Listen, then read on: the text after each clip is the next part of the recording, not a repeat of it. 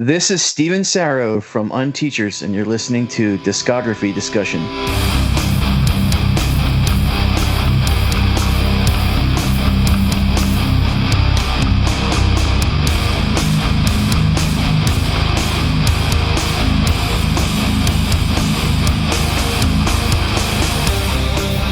You're listening to Discography Discussion, episode 157, Today is the Day, with Stephen Sarro of Unteachers. I mean, I'm totally being sarcastic about it, but... Hosted by Dan Terry. The worst thing I'm doing here is chewing bubblegum. And Joseph Wren. You don't know what you're missing out on. Presented by discussmetal.com. And if you think today is the day because the newspaper said so, then you are ready for this episode of Discography Discussion. I am Joe. That is Dan. Stephen Sarro returns and brings us Today is the Day. Because who the hell else would do that, right? From the past. I am calling you out. This is your origin story. Because every batshit insane thing I've ever heard you do, talk about, or reference can be traced back to Today is the Day. Can't it, Stephen?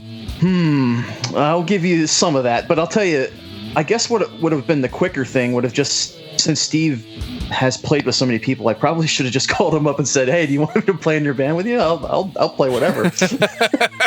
I can play guitar. Might have I been can more throw successful. I can throw toolboxes down the stairs, like whatever you want. Yeah, man. You're like, here's my resume. I set a pig's head on fire for an album cover. I can add another hour to Sadness if you want me to. Please don't, Oh, fuck. because I'd have to listen to it just to check it out, and I'd be like, God. Oh, And then you'd probably say something like, yeah, it's not really as good unless you listen to all of it from the beginning. Don't just skip to the last hour. oh my gosh. It's a long listen. It's a tough one. It For is. sure. We will get into that in due time. Well, before we talk about the silver tongue of the Black Dahlia, I'm going to take this time to say thank you to everyone for listening to the podcast. Thank you for listening and for subscribing.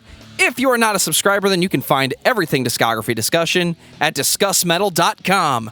We are on Spotify, Apple and Google Podcasts, TuneIn Radio, Stitcher.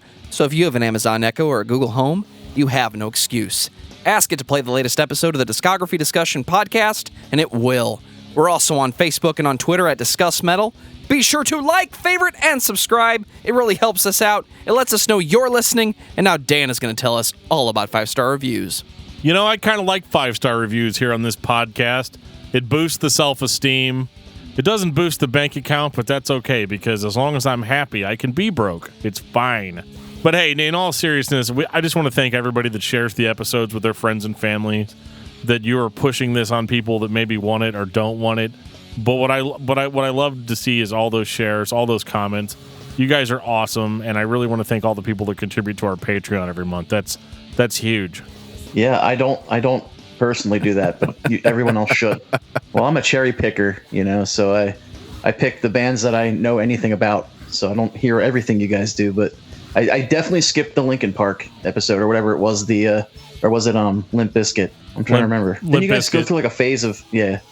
Well, Okay. every May we talk about new metal bands. So why May? New Metal May. It's just the way God intended it. Okay.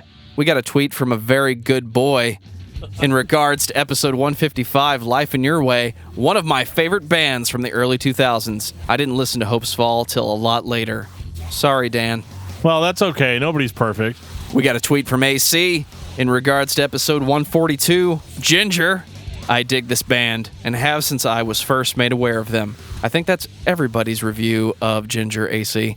Tatiana can sing and growl with the best of them. I was hoping you guys would be into them more, but you gave your honest opinion. Cheers.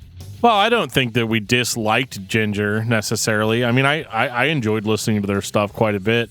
I think we were just kind of on this thing of it's really cool, but what separates it from a lot of the other bands that are out there that do kind of the same thing?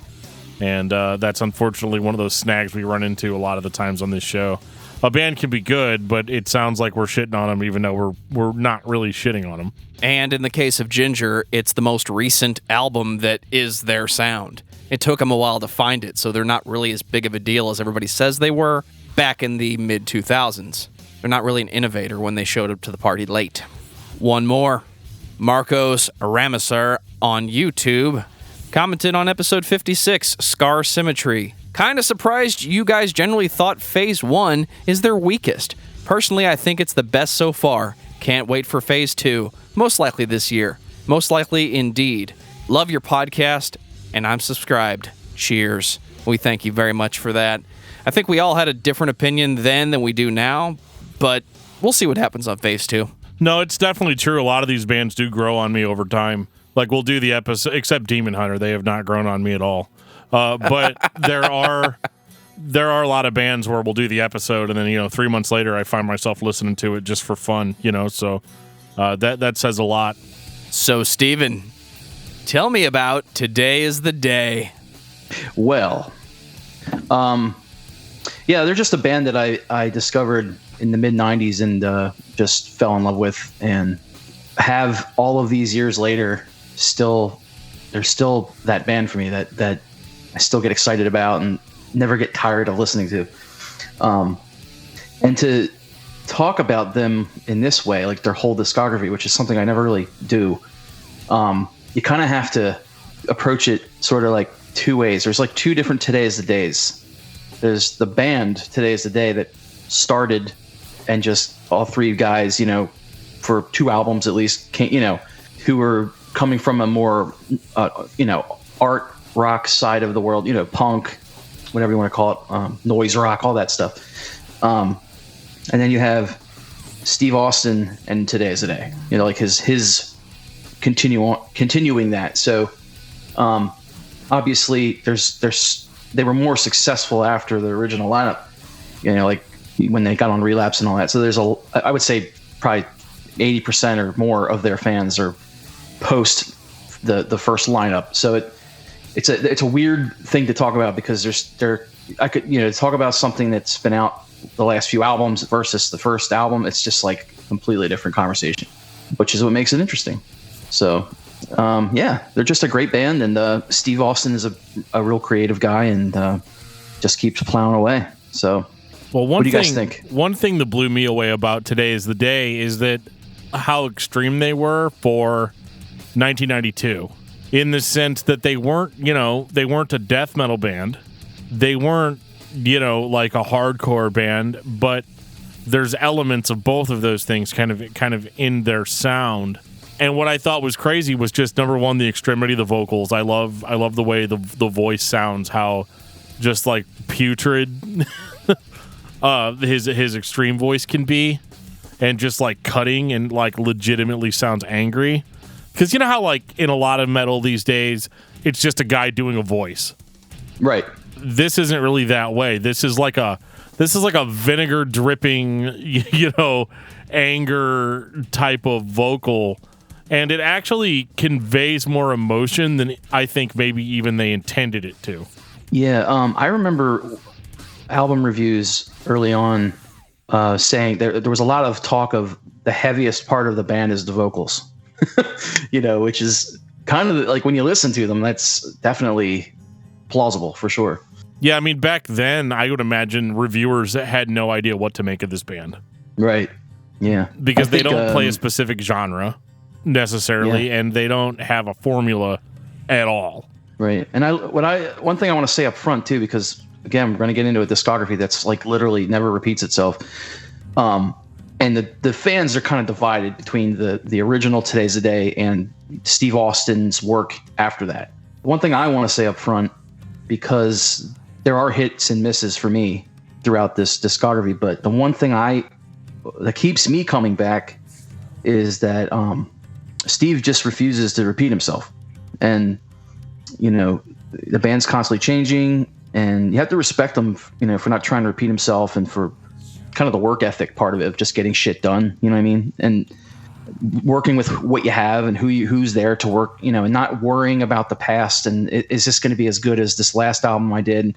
Just kind of just being like, here I am now, here's what I have now, and this is the best I'm going to do right now. And sometimes that's great, and other times for me, I don't connect with it as much, but I have to respect that part of the post original Today's the Day. Well, I think the best way to approach it is to just get right into it. 1993, Supernova. Yeah, man. Great record. Next. No mistake. No. This record is killer, man. This is one of my favorites for sure. Just for the simple fact that, number one, the vocals are kind of the heaviest part of it, although I would argue and say maybe the bass is. But I think with this record, it was so heads or tails, and the first time that I listened to it, I didn't really know what to think about it. But what I couldn't get past is kind of there were massive riffs in here, and some more focus, I think, on like creating an atmosphere, creating kind of this like really discordant sound that doesn't really settle well with you. But then, like I was telling you off mic last night, Stephen, it's kind of like they'd take you down into like this abysmal place, but then like lift you back up. Like it has almost kind of a melodic, positive vibe to it. It's totally there's a lot more melody to these earlier albums. I mean, when I say melody, I mean he's not necessarily singing clean vocals, but there's something to his. It's not so much like a metal scream as more of like a yell that can be very melodic, and I think there's a more of a musical, pulling from more musical things, not so much strictly a metal in the earlier stuff. So I can see what you mean by it. I mean, when I look at the lyrics to those albums, I don't think about uplifting or bringing me back up to anything, but I do get a sense that there's a lot of, self-empowerment, or which I think would make sense why they would call an album Willpower. It's just, this idea that, you can't count on anyone but yourself, and let's make this shit happen. That sort of a vibe I get from them in the early days. Yeah, and Supernova is great. My question is, what was the goal with this first record? Is this like a Tool thing where they're trying to create an atmosphere?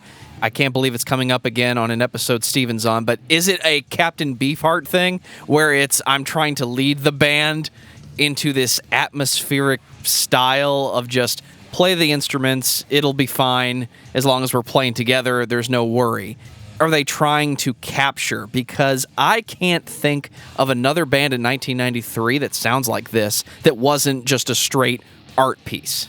Yeah, I mean, you have the three guys in the band then, Brad Elrod, the drummer, Mike Carell, bass player, Steve Austin.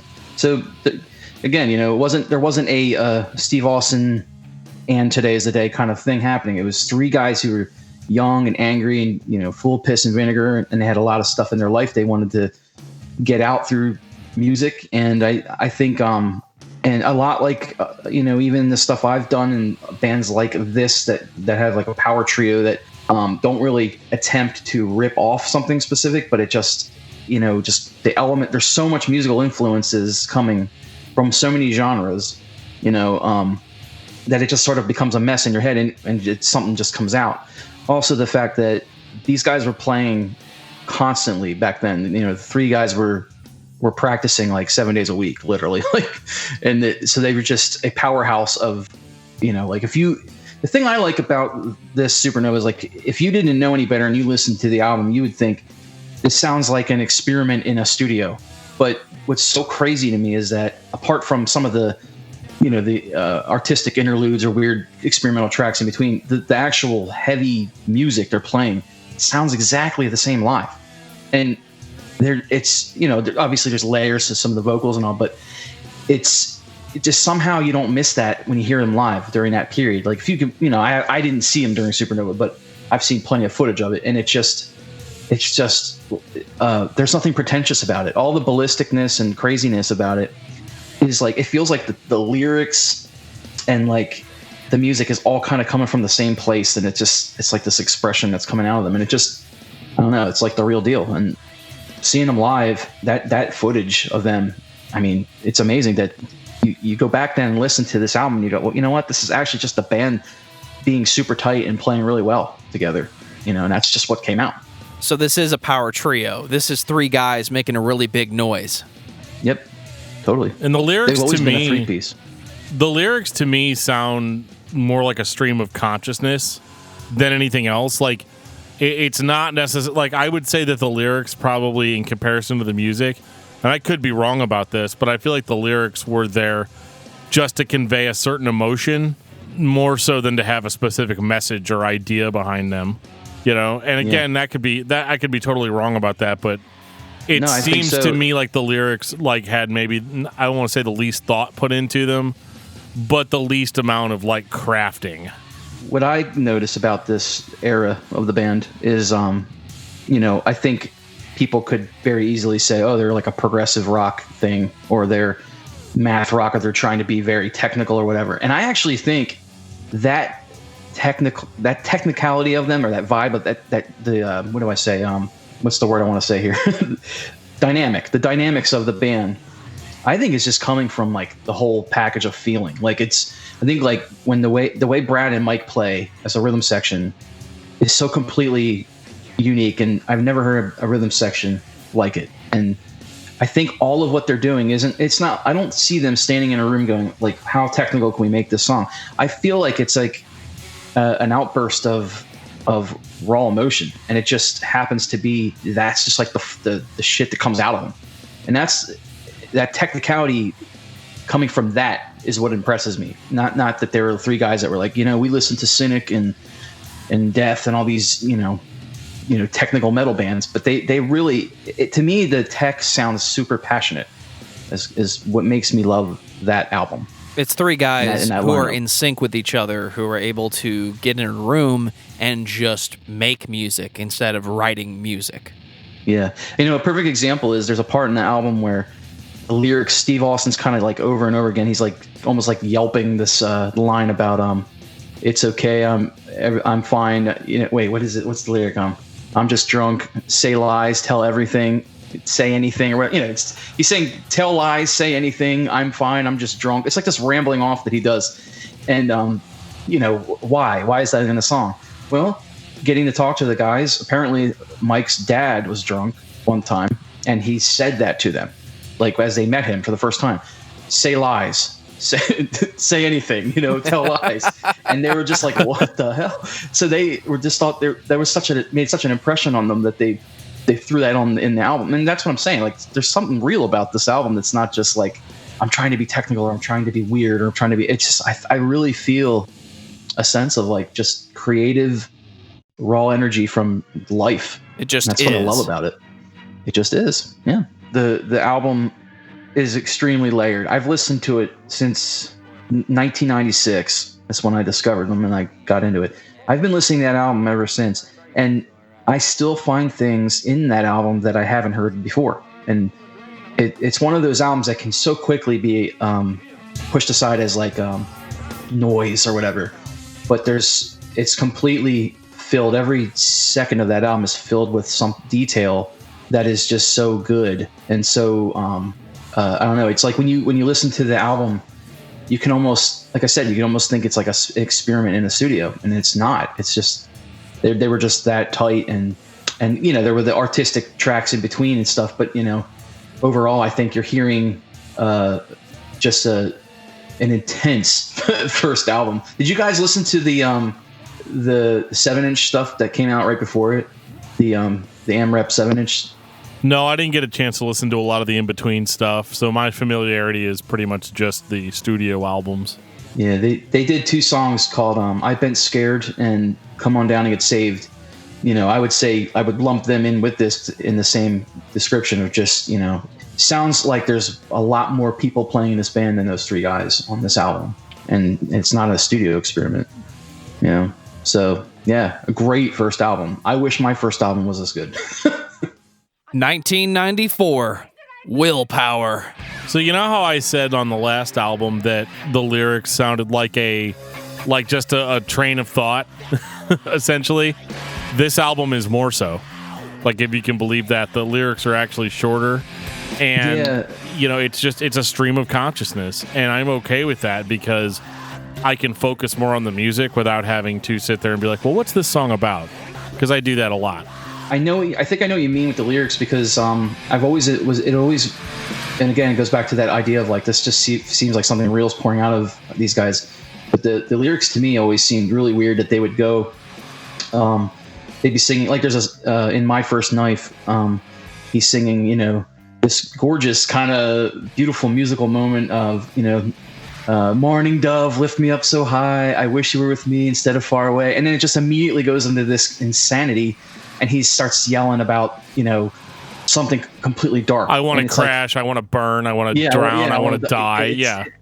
There's a lot of almost like a schizophrenia to it, and emotional, like I think, if I'm not mistaken, I could be wrong, but I think this was an album that Steve was making when he was mourning his father who had died. So I think there's some of that going on in the lyrics as well. So yeah, it's you know, the thing about Willpower, I think it's everyone's favorite in terms of those who hold true to the original band. But what I love about it is it's kind of like where Supernova had the layers and the things like that. This one, they kind of just stripped it all out and just got to. It's very stripped down. It's almost like them playing live completely. There's not a whole lot of extra tracking, and it's just very guitar, bass, and drums. And I would say even more than Supernova, this one is absolutely the same sounding band live as on record. Yeah, I would agree, and I would describe this record as much more visceral too, in the sense that the dark moments are really, really dark, and like almost just insane, like you're in the brain of a serial killer. And then you know, but then you have these light, happy moments, but they're not light and happy in the sense of like, oh, I feel really good now listening to this, because they're mixed in with this insanity. It really makes the quote unquote melodic or happy moments really come across as more creepy than anything else. Totally. And you know, again with the rhythm section, you know, some of the work, I gotta say, Mike Harrell's bass work, I've never heard anything like it in my life. To this day, I try to wrap my head around some of the riffs he's playing. You know, there's times where he's not even like strumming his strings, he's just scratching the strings or doing harmonics and just making these weird sounds that just don't sound like anything you've heard before. And the idea for him to take a note in the direction he takes it, when Steve's kind of just shredding this huge riff over this piercingly loud riff, and Mike just takes his riffs in like a totally different direction, and it somehow just works. It comes together. It's like a Tom Morello thing where you stop treating the guitar like an instrument and more like a piece of wood with strings attached to it. Right. I don't know if Mike Harrell ever pulled the cord out of the jack and tapped the pickups or anything like that, but can you say he didn't? I can't say he didn't. That's right. But yeah, you know, the other thing is like Supernova had some improv jams happening on that album. I think at the kind of towards the end, there's a song there that's literally them just jamming, like just creating something on the spot. The B side of the album is very jammy. Mm-hmm. And again, this one's very just to the point. It's a tight 36 minutes, I think, and I love the production of it. It's so piercing. It's got this, I don't know, it's very bright, and the guitars are just like almost hurt your ears, but it works so well. And I do like that it's more melodic in spots as well. And it's their most musical album, I think. This is my favorite of the classic Today's the Day records, and classic is probably the wrong word. I'm just going to say the older records, because this had just enough melody, traditional melody, that I kind of got a Mars Volta vibe off of it. So it was enough to not have to buy into the batshit insanity all at once, especially when you're listening to 10 records for the first time, for me at least. I think this one's the best of the older records. I think it's probably the best. It's hard though, because every time I hear Supernova, I'm like, this is the best one.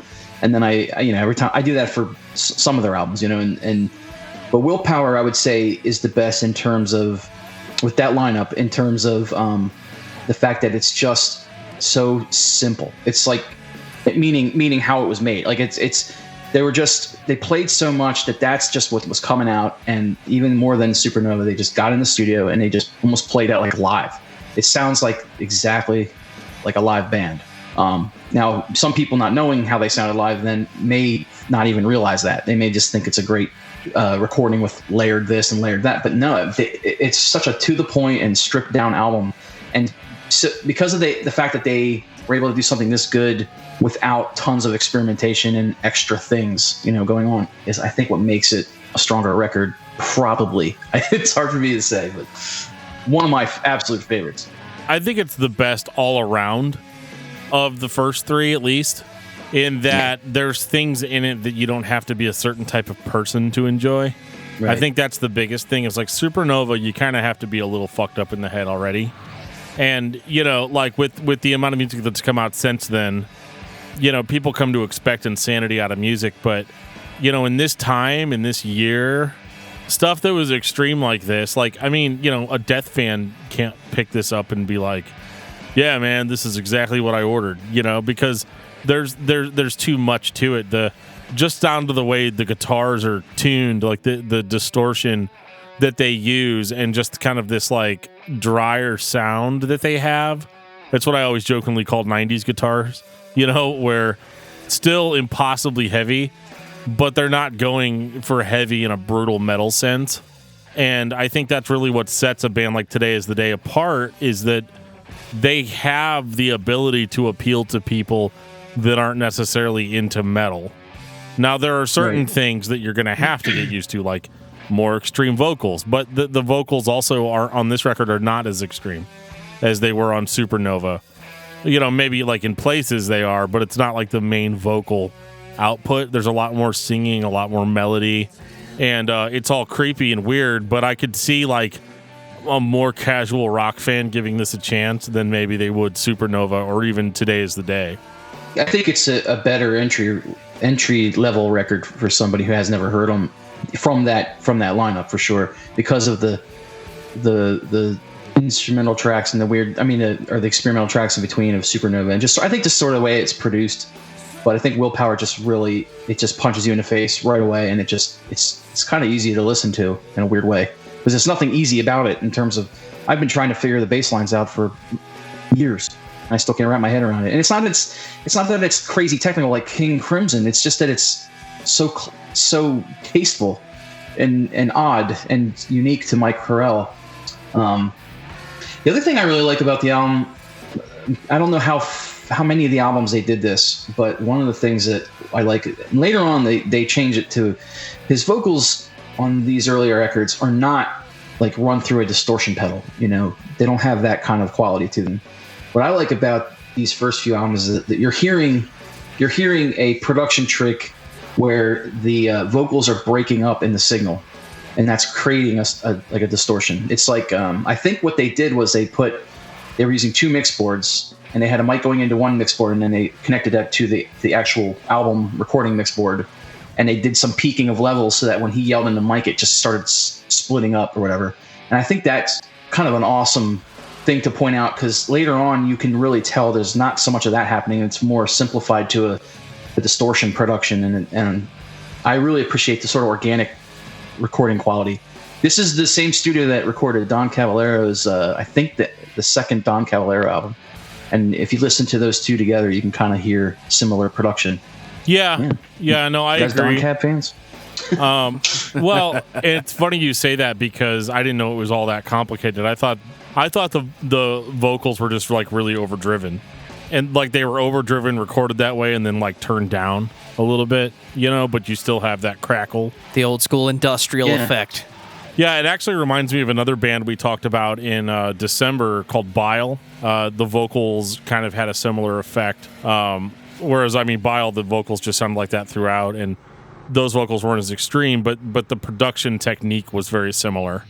And I like it. It sounds evil. I don't really have any other way to describe it, but it just sounds evil. It sounds a little otherworldly.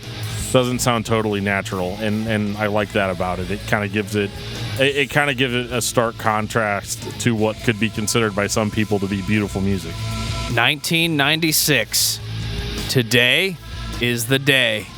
Yeah, the self-titled third album. I should just preface for anyone who's never heard of this band before and might go and check them out based on what we're talking about. But so the original lineup, as we know it, is no more now on this third album. Mike Corell moves on for differences with each other, I guess. But before that happened, they went to Morris Sound Studios and recorded with Scott Burns, and they did a demo as the original lineup of what would become this album. And if you poke around the internet, or I might have even sent you the song, there's a song called Mountain People from this album, that they did record as the original lineup. So we did get a chance to hear what would have come next. And I say that because this is probably going to be the album that I'm going to argue with you guys the most on, because I think this is a masterpiece. I think it's brilliant. And it's probably one of the hardest ones for people to dig. I'm guessing, I don't know that we're really going to argue about anything. I'm going to ask you, though, why is it a masterpiece?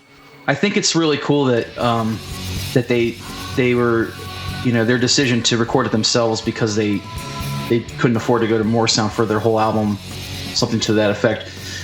I think it's pretty cool that they just made this happen. They created this recording studio and did this completely on their own.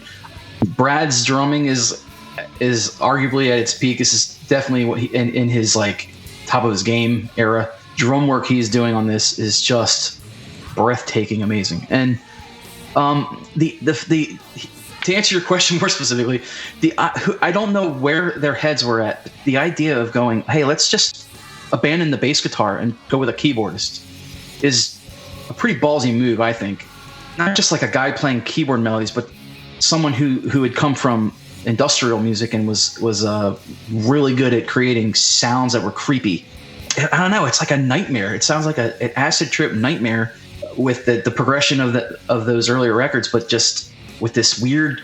I think there's some scary moments on this out. Like where it's deeply disturbing, and you're getting a taste of what would come with Temple, but it's got this balance of the things we were saying about those first two albums, but with this weird industrial edge. And I don't know. They sound absolutely batshit crazy in every way. And there's just nothing like it. I mean, I've never heard an album like it, and I've never heard anything since like it. It's like it's weird lightning in a bottle thing that happened. And that's why I love it. It used to be my favorite album from them. It is absolutely all of the things you just said. I don't think it's as ballsy of a move to abandon the bass player in this type of music. I think once the Doors abandon the bass player, it's okay for a rock band, especially this type, which is kind of progressive or just artsy. You can abandon the bass player and do whatever you want because you're going to get away with it. Yeah. I mean, I think if in my own brain, the way I would think, if during the Tantrum days when we were playing, if my bassist left, I just wouldn't think to do what they did to go, well, let's go in a completely different direction with a rhythm section that's a keyboard and a drummer. Just to me, I think it was a pretty bold move because they were, following up Willpower. You would think that they would have some pressure to maybe repeat that and to change what was at the time the only thing that people thought of today's they were those two albums. To just take it in that direction. It's the first sign of Steve Austin just is going to do what he wants to do, and he's not going to try and please his record labels. You know what I mean? So that kind of aspect of it's pretty cool. But ultimately, the songwriting's just there too. I mean, Mountain People is just great. I mean, it's just a great song. Bugs Death March, great song. Just things that they created together. The ideas of playing the kind of riffs they play with versus the drum beats they play. It's a very just completely unique experience, and I know they're going to reissue it at some point, and I hope that they do, and I hope that maybe they could add a little bit of low end to it, because I know that it kind of sounded a little thin compared to the original stuff. But yeah, it's definitely a weird transition record. And I usually love transition records.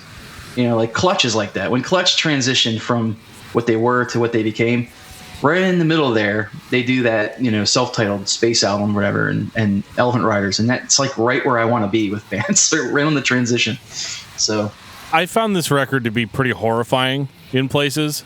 Yeah. Like really scary. Like, because I listened to a lot of these records real late at night, while my family was asleep, and I'm listening to them on the sound system, in my basement, and I'm just kind of entranced in it. But like all the lights are out, it's in the dark, and it's at one point I remember, I think it was in the middle of Bugs, one of my kids came up behind me and like tapped me on the shoulder, and I swear like there's now like a hole in the ceiling that's my exact outline. that I jumped so hard because this record just put me in a place of sheer horror. Like, and it's not even that it's necessarily meant to be that way, but there was something weird about the lack of bass. Instead of me just being like, oh, there's no bass, so it sounds thin, which is how I should feel. I didn't really feel that way. I kind of like it gave the record kind of this otherworldly sound, and it's just creepy, man. And like the lyrics are again almost like coming like from the brain of a serial killer. That song, "She Is in Fear of Death," the way they keep stopping and changing into a different thing, and it just kind of keeps going around in circles, and it's just, and what he's singing on top of it, I completely agree. It's depending on the person, it could be a terrifying record. For me, it hit that sweet spot of just I was listening to a lot of bands like Roadside Monument and, like I said, Don Caballero, and bands like that were kind of like math rock, but didn't have like the edge of metal to it. It didn't have a metal or industrial edge of any kind. In my brain, it's what I was wanting, but I didn't know that. When I finally, because I discovered Today's Day when they were playing for this album still, and I didn't see this lineup, but this was the last album that had been out before I'd seen them live. But when I heard them live and I experienced the live show and how intense it was and just so dark and heavy and just hit me at that right time, it was like I went back to band practice and was like, guys, this is what we've been trying to figure out. Like, we need to do stuff like this. And we were in a band at the time called KL Radio, and it was kind of like, Sunny Day Real Estate and Quicksand and stuff like that. And we were kind of trying to do more Roadside Monument type stuff. Well, I brought that self-titled album into the practice space, and I remember Rick was all about it, but the third guy we were playing with hated it. So naturally, when KL Radio broke up, it was like we were immersed in this band by that point. We were trying to play with the kind of insanity that these guys were playing with, and like I said, they were a very big influence on me. But yeah. I mean, who puts flanges on drums? I mean, I don't know if that's common. I've never noticed it. Do you do that, Joe? I know you're a production guy. I've done it in the past. It's when you want to get that spacey sound and you get that slow, droning, open hi-hat slam going on. Throw a little flange on there, and it just goes left to right. Yeah, Dan hates I love it. I don't think it's for everybody or everything, but just the production of the drums is just super awesome. It almost sounds like percussion at times, Absolutely. So, yeah, man, great record. I hope more people. I think it's really overlooked. I think more to the Relapse fans, and they should go back and really give that another spin for sure. Well, let's go to the Temple of the Morning Star, 1997. Oh boy! Anytime you get a band like this who consistently puts out albums less than 2 years apart, I have to ask the question, are you just making it up as you go, or are you doing the Chariot thing where you sit down and just output an emotion and put it on tape and go out on tour? This band so far has given me that tribal tech vibe where it's just a group of guys who can get together and make music without necessarily writing it. I mentioned that in the beginning of the episode. Then we got to the Temple of the Morning Star. Somebody figured out how to make this into an even bigger deal than it already was. Yeah, it's weird because I saw them live when Self-Titled was the last album they put out, but they were writing and playing stuff for this album. But it was like right in between. And they were actually playing here in Lancaster, Pennsylvania, because at this club called the Chameleon Club, they were there to get signed to Relapse, because Relapse is local here. And so that was a label showcase for them. It was a no-brainer to sign them. But yeah, the funny thing about it is, like, I never heard of Today's Day until I saw them during this, right at this point. And I thought they were like a pop punk band, because I had heard the band name. I went to see that band Vision of Disorder, right? Yeah, yeah. We went to see Vision of Disorder, and these guys were opening for them, and I was like, Today's the Day. It sounds like pop punk, like Saves the Day or something, or just some kind of, that kind of a band. And then to make matters worse, this particular lineup that he was using at the time, the drummer was wearing like nice dress pants, and he had like a dress shirt on tucked in or something, like, and then the other two guys were just t-shirt jeans with Chucks or something. Like, they were completely just normal. Nothing about them said this is Temple of the Morning Star material. And there was no sound check. So we're standing there kind of like, what is this? And as soon as they came in with The Man Who Loves to Hurt Himself, that sample, and then the ballistics that come after that, and I literally saw Steve Austin. I'm not joking at all when I say this. The dude was so like intense, like he would like lean into the mic like real, the way he would do his screams. His microphone went to the back of his throat and vomit came out of his mouth. Like he gagged himself with his microphone. There was slobber just running. There was like a puddle of it on the floor, and the sweat. It was all like collecting like a puddle underneath. That was the kind of insanity that this band was doing at the time. They were just complete wall of sound and just melted my brain. And that was what did it for me. And then Temple would come out, months later or whatever. But yeah, this one was the first one that I noticed was like, okay, they're really into Black Sabbath. They're really into metal, I think that it is a completely disgusting record, and I love it. I mean, it's everything your parents were ever warning you about heavy metal music. Yeah. Like just completely depraved, ideas about the world. And like when I read the lyrics, like I don't know if they're sarcastic or not. Based on the previous albums, I'm going to say no, they're not. But in this case, I mean, this is where the band truly sounded quote unquote evil to me. And that's what I love about it, is that it's so like I use this term a lot, like on the fly songwriting, and it's not that they didn't compose these songs. Obviously they did. This is a level of songwriting that I'm not ever going to be capable of matching. And the concept that basically only 3 dudes made these sounds, like it is just like The Man Who Loves to Hurt Himself is probably my favorite Today's the Day song, just because it's so grime. Like I feel like this was their first like actual, we're gonna make a ball busting heavy metal album. It was a little weird for me to take it in when it first came out, because I wasn't expecting, because I had gone back and listened to Supernova and Willpower before this came out, so I was getting into all that, and that was just where my head was at with them. So when this came out, I was like, whoa, this is like a metal album. Wasn't ready for like Today's the Day metal. And another interesting thing about this album is the drummer on it, Mike Hyde. I don't know what happened to him, but he only toured for a little while, and then Brad Elrod came back. I should have mentioned that Brad Elrod did not record on this album, so he's back in the band touring. So now we have 2/3 of the original lineup again, but instead of Scott Wexton, who played on Self-Titled, now we have this guy named Chris Reeser, who looked like the Hollywood portrayal of Jesus Christ at the time. He had like the long hair and the beard, looked straight up like Jesus of Nazareth. And he's up there banging his head to this music, It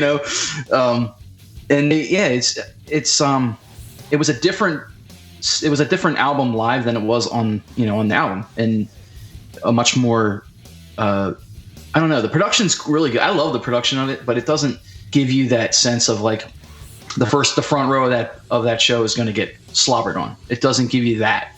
And seeing them live during this was just like intense and scary. I like this album from a production standpoint. It's the power trio making one big sound taken to the next level. It's also the first time I can really say, if you're not into this style of music, you are not on board. There's nothing here that's going to convince you to listen to it if you're just not into it. This is like the Mars Volta taken to a completely different level. This is, we're creating this sound, this atmosphere, and you're going to buy into it, or you will not come to the show. Or, just go kill yourself. Yeah. I think that they were still finding an audience, obviously. And with so many changes they had already gone through for 2 albums, and going from Amphetamine Reptile to Relapse was because back then Relapse wasn't doing bands like Nothing and Torch and more mellow groups. They were just strictly like death metal and grindcore death metal label. Yeah. Yeah, totally. So it was weird already that was the label that would put this out. So I think there wasn't really a real dedicated audience yet that was going to follow him, Steve Austin, onward. But I got a sense when I was going to the shows during this era that people were just like me when I first saw them. They had no clue who this band was, and I watched them go through the same experience I did, where I knew what was coming. That sample would come in, and they would just start going ballistic, and people were just stood there like, what the hell is this? And that was a general theme before for seeing. And I went to see them probably 1,000 times during this era. We would travel to see them at this point, and we were already doing Tantrum Muse, and it was just like a musical artistic marriage for me, you know. So it was when I finally met Steve and shared my band with him, and you know, we still talk to this day. Yeah, I think the samples on this record like really cut through in a way that they didn't before, and are like, they start kind of fitting with the themes of the songs in a weird way, whereas I kind of felt like before the samples were just kind of random. And they can still seem that way. Yeah, like the Chrysler.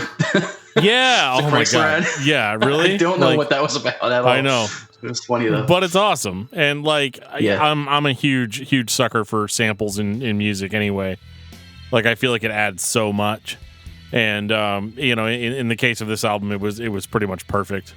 And you know, the funny thing is with the samples, that's the one thing we didn't rip off this band with, because we actually got that idea to play samples live from a band called Dig Jesus, which was an alternative band. That's a deep cut, yeah. Yeah, right. Totally. Great band. But they kind of were in the Christian punk alternative scene with Scatter Few and all that. I saw them at Cornerstone, and they had tons of samples. We had samples on our demos way before we did Tantrum, on like Ruckus and all that stuff we did before. But again, when you see Today's the Day, it's like, okay, that's how you should do it. And these samples we had were stupid samples of like goofy things. These guys were doing like, you know, like that, like I said, that sample that opens Temple is just intense. It's like, The Man Who Loves to Hurt Himself. It's, you know, so it feels so serious. And it's like, man, we're gonna blow your mind with this. And that's what we wanted to do. So we streamlined our sample ideas for sure after getting into this band. But yeah, it was great to see Brad Elrod playing drums on the Temple song. I kind of wish he was on the album, but Mike Hyde's a good drummer. Definitely. 1999, In the Eyes of God. This is the most tame record so far, and I use the word tame very loosely. Yeah, I don't know if I would call it tame, but I would say it's a slick record for them. Whatever metal was coming into it, this was where he fully embraced it. And I would say where Temple was a Black Sabbath album, and I say that almost, I mean, it's so obvious because they covered Sabbath Bloody Sabbath on it, but just if you even remove that, it has that sort of riffage going on, you know. With this album, I feel like this is where they were like, we're going to embrace our past of listening to like Napalm Death and Slayer and things like that, and more specifically a tried and true metal album. And I love this one too. I think this is a fantastic album. Real short and sweet, like punk rock, 2-minute songs, you know. Yeah, I really liked this one.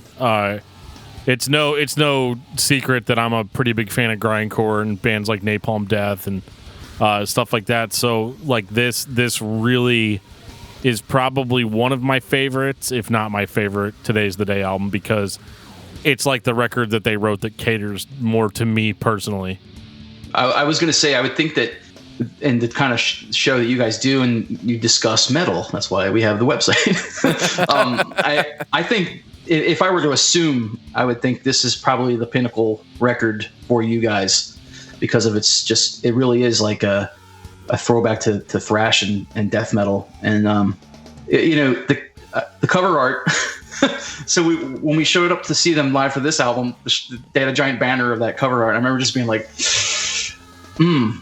of course this is going to be the cover of the next album.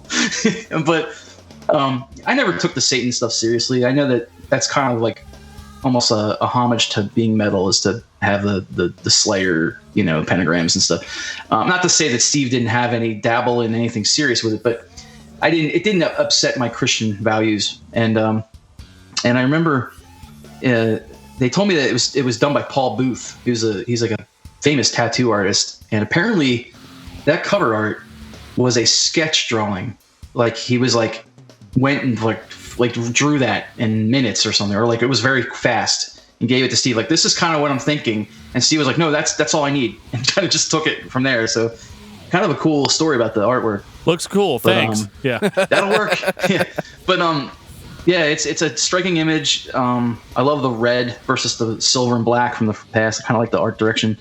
And this is the pre-Mastodon today's edit. So the lineup we have here is Bran and Bill from Mastodon. So I forget the name of the band they were in before that. I guess that had broken up and they were about to do Mastodon. And Bill from Mastodon is playing bass and not guitar here. Yeah. So another interesting, and that's where I discovered these guys, because obviously I didn't know anything about what they were about before. But yeah, man, the song "Going to Hell," I should mention, is a cover of a song that Steve was doing with another band before today's day called "Alien in the Land of Our Birth." It was him and Brad's band, and that was more of an art rock, trippy, heavy band. Probably with some drugs involved. I'm not sure, but they did that song "Going to Hell" first. Is it really a cover if you wrote the song? It's right. It's a redo. It's a remake. But so Steve used that on this, and it fits in perfectly with this album. But it'd be interesting for people to check out the other version because it's very different. It's got a more almost more like a Jane's Addiction vocal style, or more of a trippy, art rock style. But yeah, it's the whole album. It just slays, and there's still a front and center artistic thing happening here. Like there's a lot of there's still, like, even though the thing became more metal or aggressive, there still was that artistic side in these albums. A lot of experimentation with the production ideas, and I love that they sampled. There's a movie. What's the name of that movie? You ever heard of was it Peter Greenaway? He's the guy who did the I want to call it The Thief. Man, I can't even remember it now. Hold on. Let me try to remember this. The Cook, The Thief, His Wife, and Her Lover. Have you heard of that movie? Heard of, never seen. Yeah, it's a real weird art house film, but they sampled that in the beginning of going. That's what that choiry vocal is in the beginning. Well, now we're going straight for the obscure. We're going for art house films that we already know people don't watch. Yeah, that's what I'm saying. Like if you follow any of that stuff, and you can see, like, clearly there's still a weird creative process happening with today's. They weren't just like abandoning the past art stuff. It was just going in a different direction, but it was still there. It was that trippy psychedelic kind of quality was still there with the band. Well, Stephen, if it was up to me, I would sample Beyond the Black Rainbow, but I can promise you that you would not like the ending. In fact, you would feel cheated and disappointed. I gotta ask though about the. I like it right worded. I gotta ask about the art though. What was the artistic meaning behind Bionic Cock?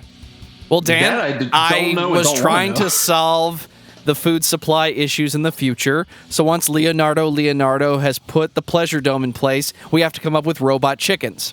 Okay. And at the end of this plan, we nuke the Earth from orbit. It's the only way to be sure. Okay. All right. Glad we got that out of the way. No, I love this album, and it's literally probably the most listened to that I had. Well, that's not true. I actually listened to a different album that we'll get to more than any other one, but it's not my fault. But yeah, this record is so heavy and so intense. And yeah, we compare it to like heavier bands like Napalm Death and stuff, but like the reality is that like, yeah, you're getting kind of this grind, almost death metal thing, thrash too, but it's still done with the same sort of approach that today has always had, in that you're getting so much more than just a standard heavy album. Right. And and then I don't know what the fuck is up with the next record. Sadness Will Prevail in 2002. Disc X or Disc Y, depending on how you feel about it. I loved that. I love that they titled it that way. It's very strange. Like, why didn't they just do the last two letters of the alphabet? Because this record isn't that kind of record, What you don't know is that there's actually two more discs that were never released, right? Yeah, they had the full alphabet, but they had to cut it down a little bit. But yeah, I mean, I don't know. I'm not going to say that this is a favorite of mine, but I will say it's a completely split record. I mean, it has found its audience, and there are tons of people who think this is their best album, who just love it and just, will say things like, it helped them through difficulty in their life, I've seen guys on YouTube commenting, and saying things like, I put this on repeat. And it's a 2.5 hour long album already. So putting it on repeat's pretty intense. Like, so yeah, it's a tough listen for sure. It really is. I mean, clocking in at 2 hours and 33 minutes. Yeah. I'm a simple guy, Stephen. I listen to records. I talk about them. Yeah. This was such an investment in my time. And so the first time I listened to it, I was like, okay, there is a Today's the Day album in here. Like, it Totally. is. There is an album here. But it's kind of like you were walking down the stairs with a grocery basket full of all of the elements that you need for a Today's the Day album. And then at some point you fell down a flight of stairs into the dark. And then you're just reaching around in the dark, grabbing those essential elements. Yeah. I have 3 problems with this album. One of them is the production. I appreciate the rawness of it, if that was the intention. And I appreciate that it had I just appreciate the whole creative weirdness of this album. But sonically, I feel like because there are so many tracks that are kind of compositions, they're not really like songs. They're more like pieces of music that really just kind of are in like a loop, a repetition or and something. Sometimes not music at all. That's also true. But I kind of would have loved to have heard like the classical compositions that were on the album, like the bowing wind or string instruments and that kind of thing, produced really well. And the tracks, and there's some really awesome songs on this album, this double album. But I feel like if it had the production of even like In the Eyes of God or something where it was very big sounding, I don't know if I would feel it was a hard listen as much. Things sound very tinty, if that's a way to describe it. Well, it like almost seems like a rejection of that big sound. This was 2002, so you're rebelling against popular music, which was ending with nu metal and beginning with metalcore and hardcore. So what was this? The opposite of, we're going to make the record sound like it was recorded on a 4-track cassette machine? In a dungeon? It's interesting. With the door open? It's the first album with Chris DeBari on bass. And he's probably the longest running bassist that was in Today's the Day. He's on the most repetitive more albums. And he is my favorite Today's the Day bassist post original lineup. And it frustrates me that he did not get the chance. Now, he may not agree with this, but I'll just, from a fan perspective, he never got the chance to shine on record like he did live. Because live, he was nuts, and he was great. And this lineup was great. This group of songs was great. I saw them during this, right before this came out, and it was amazing. And like the song The Descent, when they play that song live, it was like nuts.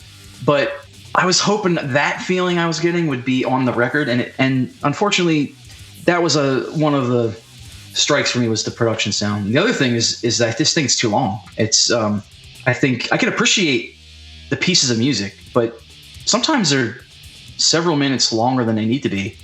I hate talking like that because it's like I'm trying to cut down someone's artistic expression, but from me, the fan. It's okay. Listener, we do it all the time. Yeah, it is very long and hard to listen to. I know they mixed it on tour. What happened was Steve was going to mix the album, and then they got an offer they couldn't refuse, which was to go on tour with Motorhead. And it's a pretty good gig, Good to choice. Open up for Motorhead. Yeah, right. Yeah, I mean, So- Lemmy calls, you got to go. Exactly. Steven, you figured it out. The record was mixed to sound like Lemmy sings. Yeah. Better than my from what I previous heard, analogy, I promise. I think what happened was, I think he was mixing it while they were on tour, like in the hotels or van. It And was who very knows kinda- what he had to work with. Even if you have Right. a really good set of headphones, people that do it for a living say you should not mix with headphones because your ear canals cannot produce the acoustic space necessary to actually develop a mix. You work with what you have. So I'm sure those people that think this is the best record are appreciative of the length of the artistic expression. Here's 2.5 hours of this band that I like doing nothing the same. That's the reason you watch an art house film, because you're going to see what could be considered random bullshit for way too much time, and when it's over, you're going to tell me how great it was. I'm going to go back to Beyond the Black Rainbow for a second. Steven, it's not a good movie, but it looks really good for like 2 hours. Well, a lot of, like the movie I was referencing, Peter Greenaway's movies are kind of like that. They're gorgeous, but they're really hard to watch sometimes. But and that's probably a good example with this album. I mean, and I don't mean to crap all over this record. I mean, there's a lot to like too. I mean, like I said, sometimes random is good if you're taking it in a small burst. Give me a 35-minute grindcore record. I'm not going to be as happy as Dan is, but at least at the end of the 35 minutes, I'm going to tell you how great the grindcore was. 2.5 hours in, for the love of God, stop playing and get off the stage. Right. Well, one of the weird things I think about, and I haven't really thought about it much until recently, revisiting this album, is how crazy it was that they followed up their most successful album with this. I mean, it's, again, it just continually goes to show that Steve Austin's just moving forward. He's not trying to repeat himself. And, big respect for that. I mean, I don't know if I would be able to take my band with an established sound from X amount of records and then follow it up with 2.5 hours, fill the entire disc up with sounds and music. And they're very proud of this record. And I don't mean to take that away from them, but, fans love it or fans just hated it. I don't think there was a real in between. There's no casual listener to this album. I don't think that is even possible. Well, Steven, if anybody could do it, it would be you. I have faith in your ability to fill that hour and 20 minutes. Yeah. Well, but the sample from American Movie. I don't know if you guys have ever seen that with the Coven. The guy was making his horror movie called Coven. The Paradise Lost samples. A lot of cool references to film and stuff in this album. I think Rosemary's Baby's in there at the end with the Hail Satan, all that stuff. But I don't know, some of the instrumentals, it kind of reminds me of like when Supernova, there was a couple weird things like Blind Man on Mystic Lake, or A Man of Science, tracks like that where they were just kind of like this, but they weren't 10-minute long versions, So yeah, I mean, I respect this album a lot, and I think it's the last time I felt this level of creative process with Today's Day, where they're not just trying to grind out fast songs, but they're really trying to do something experimental. At least that I miss a little bit from them, so I kind of appreciate it for that. Well, I'm not gonna lie, I actually listened to this 6 times in the past 2 weeks. All the way through. All the way through. I mean, I took breaks, but yeah, the first 3 times were all the way through, and then I kind of grabbed it in like 25-minute to 30-minute increments. And it was mostly just me trying to get it. Yeah. Because I just felt like there was more to this than I was getting. And inevitably, after 6 listens, I kind of just gave up because I was like, it's just not for me. Maybe it doesn't make it bad, but I also feel like, to use an example that Joe uses, Captain Beefheart, I feel like this is a record that a lot of people listen to and will say that it's great. Trout Mask. Yeah, Trout Mask Replica. Replica, yeah. But I think it's a record that a lot of people listen to, and there's a lot of pressure when you've got these like avant-garde bands like this. There's a lot of pressure to listen to a 2.5 hour album and be like, oh yeah, that was great. But I don't think everybody that listens to it and says it's great necessarily gets it, but they want to be on the same team as the cool kids that do get it. And I think that's how a record like this gets universal praise, in that, and I'm not saying it's a piece of shit. It's not dog shit, but it's just too much. Exactly. That's a perfect way to say it. It's too much of a good thing. It's an endurance match. You're only listening to it and putting yourself through it because you can say you did. There's a lot of songs that, even the ones that are real long and don't have singing, like the instrumentals, where I could hear them being really well-crafted songs with vocals.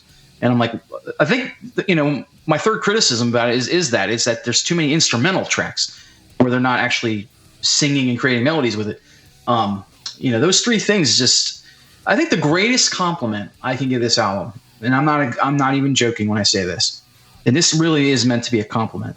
It's the only Today's the Day album where I have to constantly pause it to check if something is weird with my ears. Yeah. It sonically fucks with my head. There were times where I was literally feeling like the sound was like, because if you listen to it like in headphones or something, there's times where things in it, some of the chaotic moments, it made me think my hearing was going out on my left ear. And I would stop and I'd sit there and click my fingers I'm like, my ears are fine. Like, what's going on? Push play, and it keeps happening. I'm like, wait, this has to be the album doing this to me. Some asshole's got the pan control, and they're moving it just 1 inch to the right and moving it back over just to fuck with Stephen Sarro. Maybe the van was just taking some weird turns when they were touring, and he was mixing it. He's like, oh, shit, it's okay. I put it right back in the center. It's okay now. I mean, if the guys are listening, seriously, it's a really awesome record, and it's like eating 5 pieces of cake more than I should have. But love the creativity of it. I love that they got Chris Force, who's a awesome musician. She's in a band called Amber Asylum. She's the one who's doing a lot of the string arrangements and the female vocals on that. I don't know if you've ever heard Amber Asylum, but they're really cool too.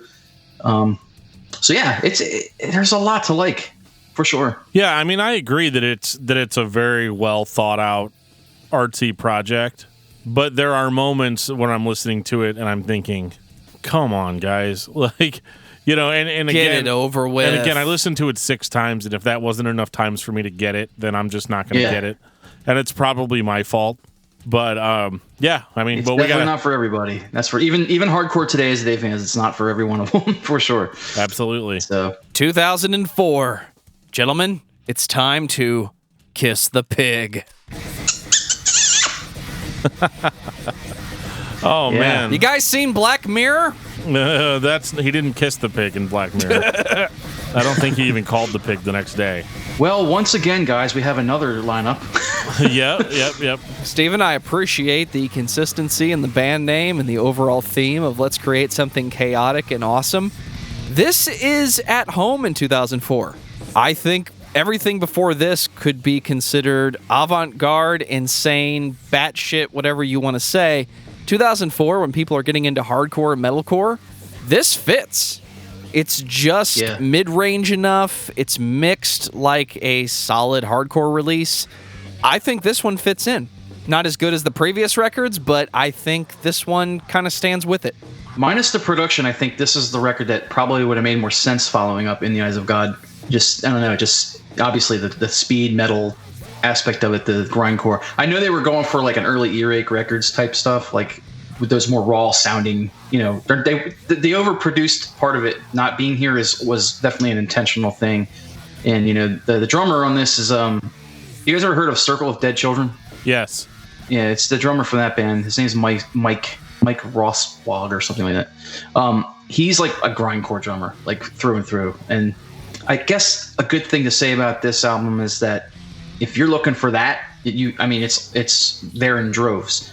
I miss a bit of the dynamic elements that were up to this point front and center, because even on the last album, like, with the heavy stuff, it seemed like maybe Steve was just picking up a mic and singing however he sang. There wasn't a lot of layers or stuff. The drum work was still pretty dynamic. The bass stuff was pretty dynamic. This one's really straight up just like blast beats death metal. And apart from Steve's vocals, I don't know if you would notice this was Today's the Day. Well, this is good if you're a fan of this style, but how you doing? In the overall scheme of Today's the Day and what they do, there's a reason you don't turn it up to 10 and leave it there, but they decided to leave it there for this one. Yeah, I mean, and again, there's lots to like about it, for sure. I love grindcore and death metal and like blast beats and all that stuff. So yeah, it's like, let's hear some crazy like noise rock death metal, but I think for me, another thing is just, I don't think the songs are quite, I think I lose interest about halfway through, about two-thirds of the way through. I'm kind of like already done with it, and it's already kind of a short album. The thing about that kind of music is I can't listen to hours of it. It's like I almost feel like I need it for energy. I just want to put it on and just freak out for a little bit, and then like, all right, I'm out of breath now. cool. I got my fill. I'm done. And I'll switch to like Enya or something. But I'm kidding. But yeah, this one, it's a short record. It's very simple, but I find myself a little bit tired of it before it's over. I appreciate its overall straightforwardness. And, I think that, like, production-wise, I think this album slams. Like, it's exactly what you would want if you picked up a Relapse record release.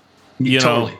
Like, it checks all the boxes. And, you might say, oh, well, that's just them kind of bowing to what the label wants. But, like, I don't think that's what it is. I think sometimes you just want to write a record that works.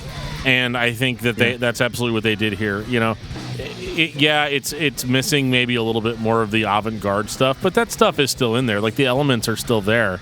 Again, it's not like a straightforward grind release or anything like that, but it is much closer to that than they've ever been.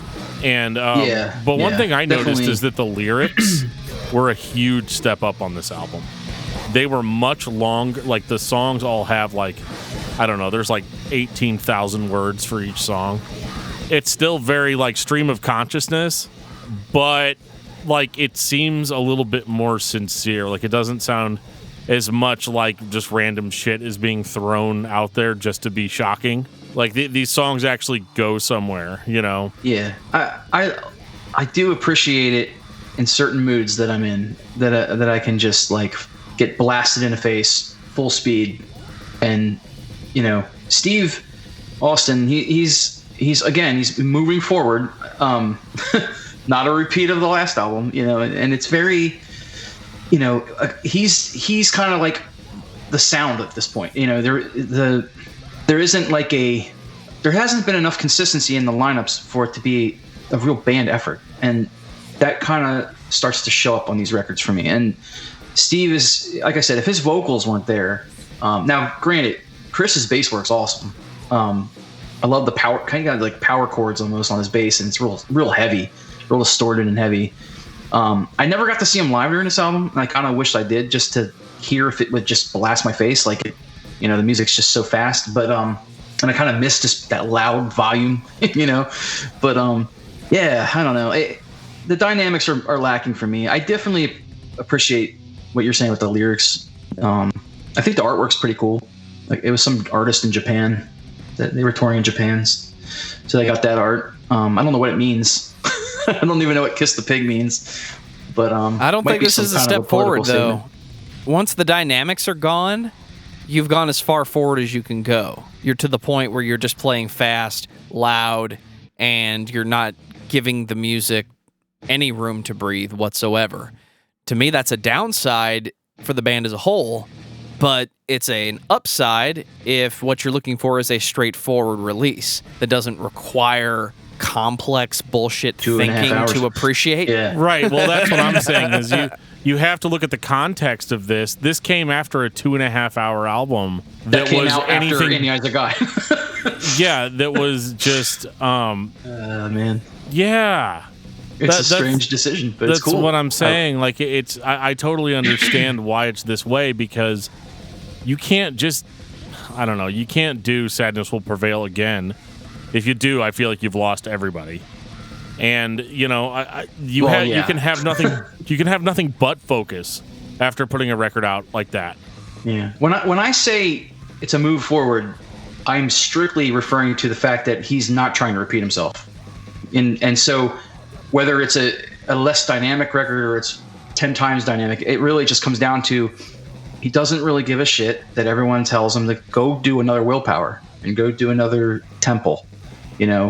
He clearly doesn't care about that. And I think that's respectable. And it, at this point, if the band's not going to always be what I want it to be, that whole like pigeonhole your favorite band or whatever, then I want to appreciate it for just being completely not what I'm expecting and completely different and being who you are now and not who you were then. I'm kind of glad Steve's not the guy he was in Temple of the Morning Star. I'm kind of glad he's not writing songs like Kill Yourself. I kind of want to see a guy who's now a family man, which he is, and he's like showing, his where his life's at on each record, and I can appreciate that.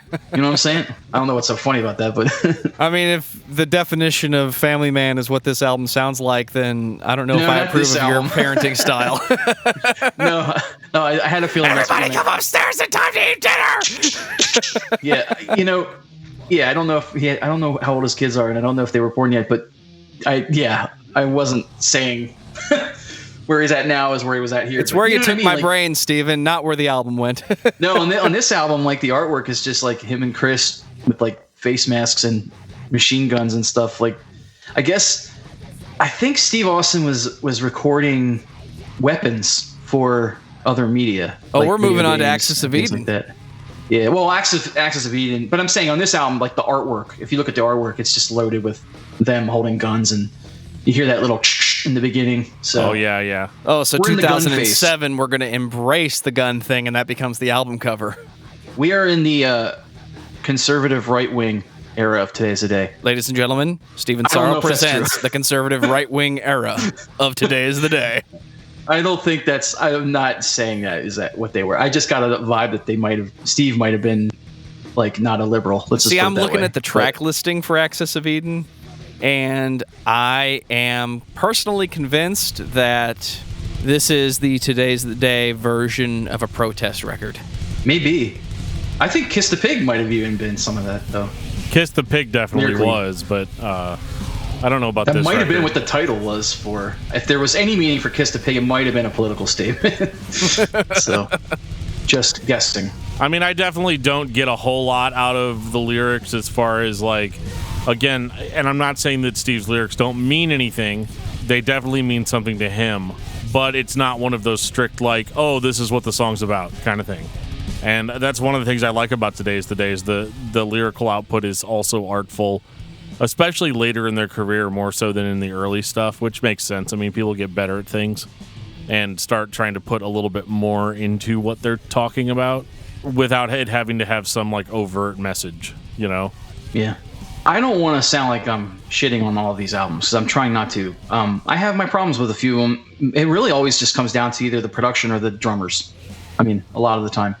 And I might be somebody who's trying to pull him back in the past a little bit because, like, when you're spoiled with guys like Brad Elrod and Brand from Mastodon, it's hard to listen to this album and listen to what's his name, Derek Roddy from Nile or whoever. I think that's what band he was in.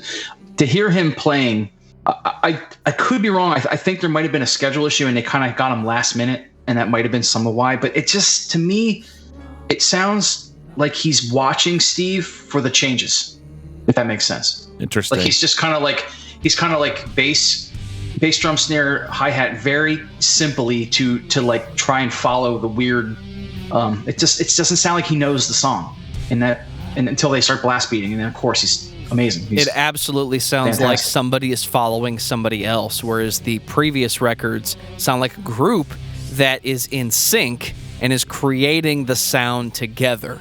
Yeah. You can't follow when you're the drummer. It doesn't work. Yeah. I've been asked to do it, and everybody said it sounded like shit. The problem I'm having with this, I think, the more I'm thinking about it, is that there's either blast beats or no dynamic drum beats. And there's nothing like no good fills, no good vibrant drum work. It's just very wooden or just completely batshit crazy fast. And it's a far cry from the art rock type of sound that they had before, where you're getting these drummers in that are just like, okay, so I'm in a heavy band. I heard the last record. Let's just blast. Gravity blast. Yeah. Gravity blast. Right. Go. Because go. That's what, relapse record bands do. Yeah. And, and I think with a band like Today is the Day, you just don't really, that's not really necessary for what they're throwing down. It's great for the more extreme and intense parts. Obviously, you need a drummer that can keep up with that. But whenever you've got a guy that's used to just blasting, and it's like, well, that's all I got to do is just blast on these heavy parts. Everything else is just like I can kind of phone it in a little bit. And I think that's the biggest issue that I really noticed with the drumming on some of the later stuff where they kept swapping drummers out, was that you'd get some that were like, get it, like understand the vision, and then there's other drummers that are like, yeah, I'm just here to blast. I get paid 18 cents every time I blast, This is the first record since Relapse. This is now not on Relapse anymore. This is independent. I think he started Supernova Records, and I think that's on this, if I'm not mistaken. But I think there was a falling out of some kind with Relapse, because I think the song on here, Broken Promises and Dead Dreams, I think is the title. I think that song is referencing the relationship with Relapse, which is why I think he yells Relapse over and over again. But if I remember correctly, I don't know the full story of this, but I think Relapse repackaged Sadness Will Prevail, and they cut it up and they made it into like a one album deal, and they kind of butchered it, which I totally disrespect, because I think regardless of what you think of that album, it was how he wanted it to be, and I would have been crazy pissed if that was me. So this is no longer Relapse. This is independent. Today's the day. I should also mention he's been recording every single one of his albums up to this point, and definitely improvement, these last two from Sadness, but I'm still feeling like I'm not getting that, like, the sound that I want to hear. You know what I mean? And when I first heard this album, I really was let down with it big time, but I kind of like didn't really revisit it much, which is weird because I revisited it recently now to talk about it, and I actually find myself liking it a lot more than I did. And I think the reason for that is when you're coming from the other side of it, all the experimental stuff and all the mathy stuff and all that, and the changes become not necessarily dynamic, but more whatever you want to call these things. It's hard to understand. But then when you get to the other side, where you look back at now, he's done so many different albums that never repeated each other. You can kind of go back a few albums and listen to it with new ears, and that's kind of what happened here with me. I'm finding that there's actually quite a few songs on here that remind me of some of the other stuff. And the first song reminds me of something from like Self-Titled or something, or definitely closer to the Temple era for me than the other ones were. But I have my problems with it. I do have problems with some of the songs, like Circus Maximus. There's a couple songs in here I would not have done, but. Well, I think whatever. that this is probably the most creative album that they've released since Sadness. Yeah. In the sense it's that... definitely more creative, for sure. And it's more in the spirit of a traditional Today's the Day. And, like it has to be that. Like, we're pissed at Relapse. So we're not going to put out something that's for those people. Like, that demographic. It's way more experimental than I realized. Yeah, I agree. I'm glad. And I kind of wish I had, I don't know why, I just wish I could have noticed that more before, but I definitely want to continue to see if this grows on me more, because I find this is a much fresher album for me than Kiss the Pig, for sure.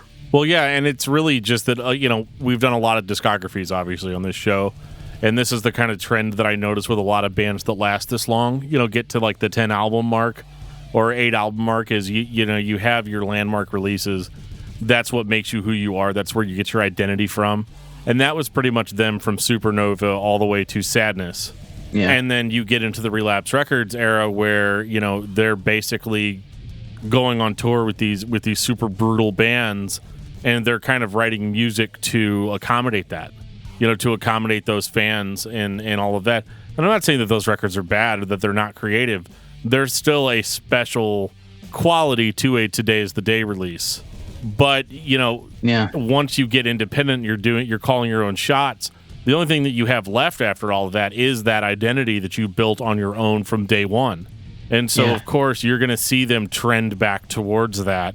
They're not repeating themselves. I don't think Axis of Eden sounds like, Sadness Will Prevail, or it doesn't sound like Supernova. But you can tell that the same creative mind is at work. That same clock is kind of ticking behind it. But it's been a while since they've done something like that. So it's not going to hit necessarily the same way because, number one, you've got different blood in the band. And, two, you're just kind of getting back into that, like, well, what can I do to make this more me? And so, I mean, as a longtime fan, you might be disappointed that it doesn't sound exactly like those old albums. And I don't mean that it has to sound like them, but it doesn't have that.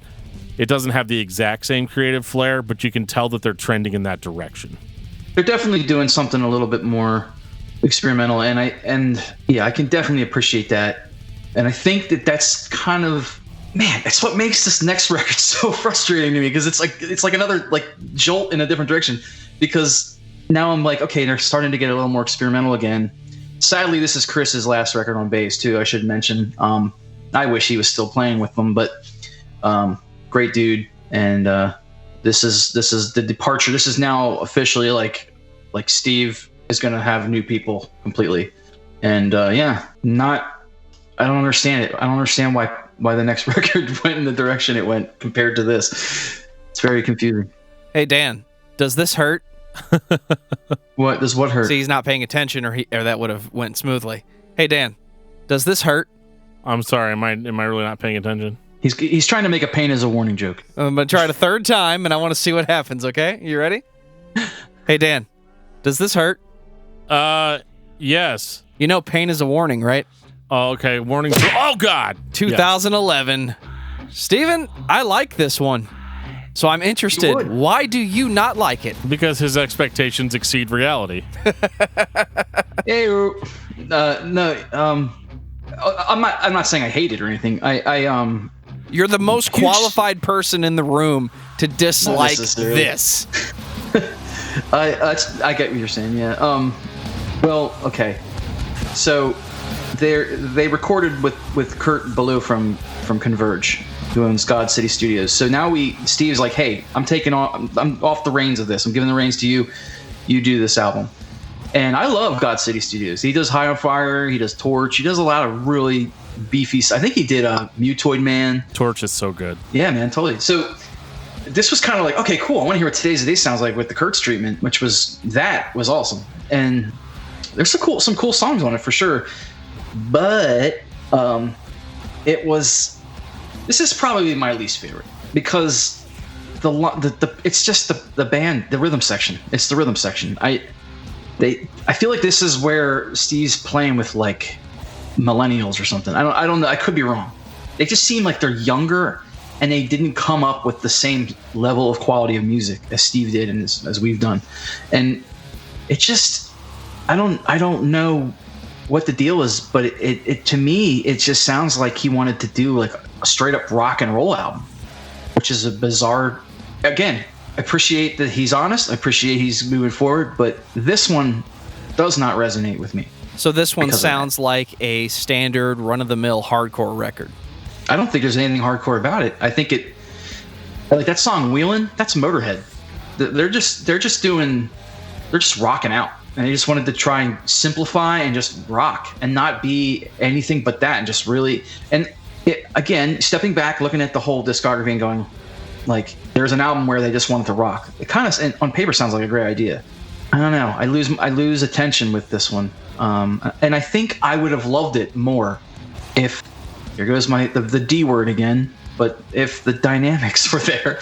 And I don't like the rhythm section on this album, and I feel like it held it back, which is a shame, because the production's awesome. I mean, it sounds great. Well, as a millennial, I will say that... I didn't realize you were, sorry. Oh, it's okay. I know, I got a lot of gray hair, but it's all just from stress, I promise. You're like right on the line of millennial. Yeah, well, I was born in 86, so yeah, I mean, I still fit that. Literally fit that the mold. Definition of the line. Yeah, well... I really liked this because I thought it did sound different than what we'd heard. You like comparing the discography, because they don't repeat themselves at all, ever. So I didn't really expect this record to sound like any of their previous material. And, I disagree with you when you say there's nothing hardcore about it. It's still pretty fucking hardcore. The second track is awesome. Yeah. Love so, I mean, they definitely go for the throat. But I like it. It strangely enough, it does remind me of Converge a little bit in places. And, in my eyes, that's not a bad thing. The mixing, the production, it does sound very different than what you're used to with this band. But I thought that this was the breath of fresh air that they needed. Yeah, just my 2 cents. I think I get that, and you have to remember, when I say I don't like an album, what I'm really saying is, even a record that would be quote unquote a bad Today's the Day record, which I'm using serious quotes with that. it's still an interesting thing to listen to. And it's because Steve is just one of those people who has there's something unique about him, about his style and the way he plays and the choices he does with the style of his vocals, So it's like, it's almost like, to me, it's like talking about The Cure. It's like The Cure. There's people who say there's some really shitty Cure albums, but to me, a shitty Cure album is still like a great record to listen to. This one, I'm not as passionate about this one. If I had to rank, if that's what the game we were playing here, I'd probably put this at close to the bottom, because it's to me, I can appreciate the rock and roll side of it for sure, and I can definitely appreciate the vocal work and the production. But I think I would have liked it a lot more if the drummer and bass player were a lot better, to be completely honest. Is this the least creative Today Is the Day record in your eyes? Without a doubt. Yeah, and I think it was intentional to just not worry about that and just, like I said, just rock. I think the Motorhead tour must have really influenced some of that for sure. And I can respect that for sure. It's just, Well, I mean, this is some time after that, but yeah. I mean, the cover art, I don't understand the cover art, and I'm kind of picky about cover arts too. That's the other thing. Like I'm always like wanting to see how albums are packaged. That's kind of part of the opinion that I form on albums, and I don't quite understand what I'm looking at with that album cover. I like the title of the album, and the reason I like the title of the album is because I know that Steve's son is who named the album, and I think that's really cool, because he was talking to his son or something, and he'd said that pain is a warning, like to try and relate that I understand how that works, and I think that was really cool of him to take that and use that as the title. If anyone didn't like the title of it or thought it wasn't like some big epic thing like Temple of the Morning Star, I think it had a lot of meaning because of where it came from. So that's another thing to really appreciate about the album. Yeah, I mean, I thought the name was like really in line with kind of what they had done before, to be honest. Like, everything doesn't have to be Axis of Eden or, or anything like that. It's a lot better than a mind is a terrible thing to taste. Stupid. But anyway, I think it's one of those titles that really encompasses what the band's about. I mean, they pretty much talk about pain exclusively, throughout their discography. And so in that sense, it's very thematic. It works. It fits. It's kind of like, if you didn't get the message up until now, we're going to just say it. Warning, danger. 2014, Animal Mother. I like this one. It's a step in the direction of both better production and experimentation and an attempt to be somewhat dynamic. And again, there's things to say that I might not like. I think the bass player is kind of a stick in the mud on this one. But I think the drummer is a bit of an improvement. I saw this tour live, so I could say too, like, to see it performed, I can say that the bassist seemed like I couldn't even really hear him, and the drummer seemed much better live than even on this album. I don't dislike this record, but in the grand scheme of this band, this one sounds the most like I have a new band and they're trying to tailor new music to what I've given in the past. It sounds like the only person that knows what's supposed to be going on is the person doing the vocals, but everybody else is just trying to keep up. This record's kind of sad. Like, and I don't mean sad because like it's a Today's the Day record, it really was about, kind of the death of Steve's mother. Yep. And that really shines through on this record. Not in a good way, it's I mean, I don't mean that, like, it's not in a good way in the sense of, like, it's not necessarily relatable hurt for me, but I definitely can get right down there with him, when it comes to that stuff. Yeah, I'm with you there with the sadness and that it's a good theme for the album. It's something that I respect, and even, I don't know, I want to say enjoy it, but I like that he was able to take the pain from that and make music with it and share that kind of stuff from his own life on albums. It's not easy to do. For him, these songs are probably extremely personal, And yeah, it is a bummer, and it's kind of weird because it's like, his dad was sort of a theme on the Willpower era, so he kind of lost both parents and had a creative output with this band, which is kind of an interesting thing as well. But this is the most coherent lyrical output too. Mm-hmm. And it's hard. It's hard because kind of what he's getting at, but at the same time, he doesn't like drown it all out in like a bunch of metaphor. Like, you pretty much know what he's talking about. Like he says, that goddamn phone call, do not try to bring her back. Her body and brain pain is increasing at a rapid rate. Like, I mean, it's right in there. It's heavy for sure. There's a lot of substance on this one for sure, and that's another reason why I like it, because it's I don't know. I don't want to say his other ones weren't as thoughtful, but this one's like very thoughtful, and it has an intense theme behind it, and then you have the fact that it sounds good, and the fact that it's more creative, more dynamic. There's that word again. There's some really weird tracks on it. I'm trying to remember the name of it now. Masada? Is that how you say that? Masada? I don't know. Masada sounds good to me. Yeah, it's definitely a step where I was hoping they'd go with it and continue to go with it for sure. This album was the album where they had that horrible car accident on tour. Oh, tell me more about that, because I don't know about that. They were in a terrible accident. They should be dead, and they were by the grace of God, their lives were spared. But they were very badly bruised up, and Steve had some health issues from that car accident, that van accident, I should say. And he had a lot of suffering because of that. But that was a very difficult time for the band because of that, and just the challenges that they were facing because of all that. But I'm glad I got to see them live before that happened, for sure. This is the first time I'd seen them live since probably like Sadness era. So it was really cool to go out again and in small room, big amps, just like the past, and just enjoy hearing them again. I haven't heard the new album yet, but even further into the right direction, I think. It's another sounding record from them that isn't repeating. You know what I mean? So yeah, I mean, not much more for me to say about it. I love the artwork. I think it's really good looking. I love the packaging, and I feel like everything's constantly different, and there was a little bit of a weird dry spell for me, and these last two seem to be, or this last one rather, seems to be kind of like turning that corner into some more creative stuff. So I'm all for that. That's what I like most about Steve's work. So needless to say, you're pretty excited about the new album that's dropping this month then.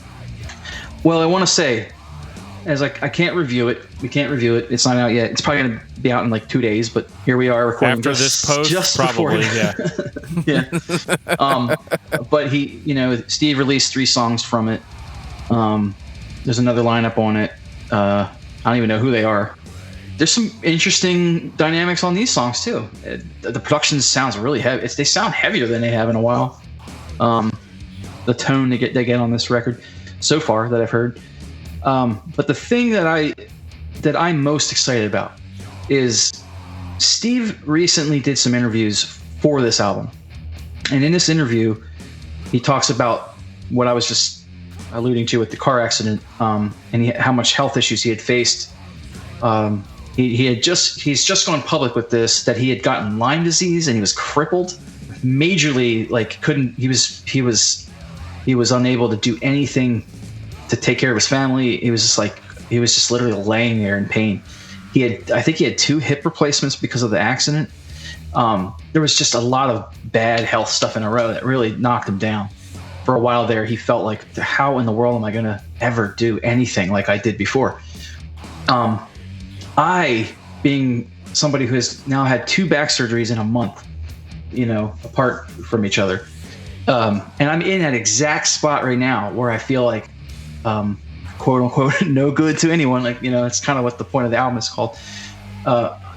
Just that resonates so much with me to see that he's on the other side of it now, and he looks healthier than ever, and he's defeated that, and he's gotten stronger. And the fact that he was even willing to connect with me and give me the advice to focus on being stronger and to trust that things are better and to not be so laying around in constant panic and all that, it was just like such a personal thing for me to have an album that's going to resonate with my life from Today's the Day, probably for the first time where I really am like connecting to the message in years from their work. So I'm really excited about it because I need this next record lyrically. I think for me, just still not being out of the woods yet with this issue I'm having.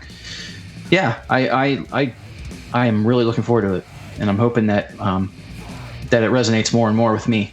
And now that I understand why they called the album, you can hear the title "No Good to Anyone," think it could be just sounding like a depressing title, But now I know that title means he literally felt like he was useless. He couldn't even take care of his family. So that is hitting me big time, and I am really excited to hear it. Yeah, I am too, especially after listening to all these records and getting kind of prepped. I'll feel way more qualified to talk about it than I would have if we hadn't done this episode. Final thoughts on Today's the Day. Dan. Oh, man, I mean, where to begin? At the beginning of the episode, that's where you should begin. Rewind. Right. No, I think Today is the Day is one of the most unique bands in heavy music in the sense that they don't follow any trends at all. You can't pigeonhole them into any specific genre. They just go all over the place, and they're one of the most creative bands out there. And even the albums that we nitpicked, it's just nitpicks. Like, overall, you're going to have a pleasant experience, except maybe with Sadness Will Prevail. But again, that just, maybe I'm not a cool kid and I just don't get it. If you get it, then great. But really, I mean, beyond that, I don't think that they've ever had any real missteps as a band, as far as like what the fans want and delivering that, but also keeping the artistic integrity. So, I mean, if you haven't checked out Today's the Day, you've got plenty to go back and listen to. And I think you're going to find something to enjoy in it, even if you don't enjoy all of it. Yeah, totally. Stephen Sarro, what the actual fuck? And why did you make me listen to this band this week? Because I'm glad you did. I haven't listened to Today's the Day before. Every time I find a band that's kind of out there or kind of random or does things a little differently, usually I add them to the list of bands that no one else has heard and people aren't expecting. The list is short for me, but I have my favorites. I think Today's the Day fits the mold of the avant-garde rock band, but what you said in the beginning of the episode is definitely true. They don't repeat themselves, and they don't really deviate too much from their overall theme. Even though a solid straight rock record is not really their theme, they never went pop. They never added verses and choruses and bridges and guitar solos. They just kept the theme of this sound going forward. The sound is what the band delivers. And if you're into that, you are going to like Today is the Day. Most people are going to not like Today is the Day. Steven, my mom final won't thoughts. Like them. My final thoughts is this. There's a little bit of a Today's the Day for everybody, even your mom. No, I mean, I'm partial to the first 5 albums, and more specifically the first 3 albums. And there are lots of people, more than you would realize, that would say that about Sadness Will Prevail, Kiss the Pig, all the things that I may not have been as interested in. But at the center of all of it is a guy named Steve Austin who's constantly creating and pouring his heart out into music and creating these albums that are always interesting, whether they're right up my alley specifically or not. There's just always some reason to always buy the album, put it on and listen to it and support him. And there's nothing else like that band, or nothing else like Steve Austin, I should say. And he's still going after a lot of trial and error, and and he's still making really interesting music. And I think that's worth listening to, no matter what part of the lineup you like or what part of the timeline you like. I think there's something there that you can enjoy. And what's your album of the week? Oh man, you know what? Totally hit me broadside on that one. How many times have you been on this show? I constantly forget that you're going to ask me that, though. Oh my gosh. I've been converting a lot of demo tapes over lately and sort of not listening to music. You guys can go ahead. Sorry. We'll come back to you, Stephen. Dan, what's your album of the week?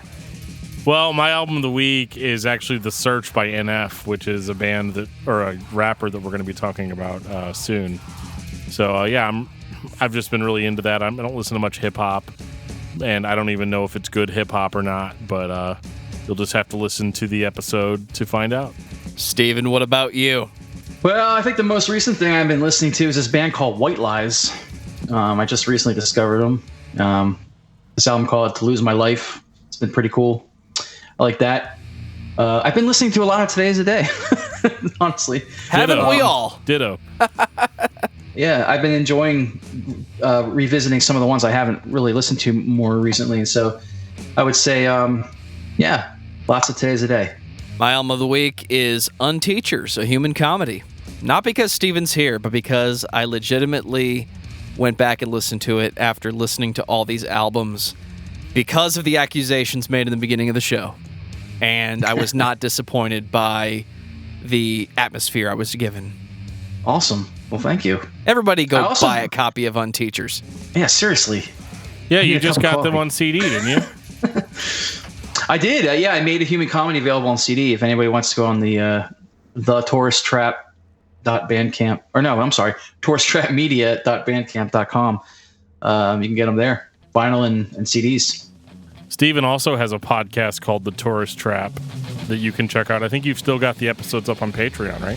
Yeah, I got 3 seasons on Patreon. I'm working on a 4th season, which I haven't done in quite some time. I just took a couple years off there, but I kind of got in the mood to do it again. So I'm working on some new episodes. If anybody knows the format of it, they'll know why I'm saying it like that. Like, it's not a week-to-week interview type thing. It's more of a musical experience. So absolutely, definitely check it out.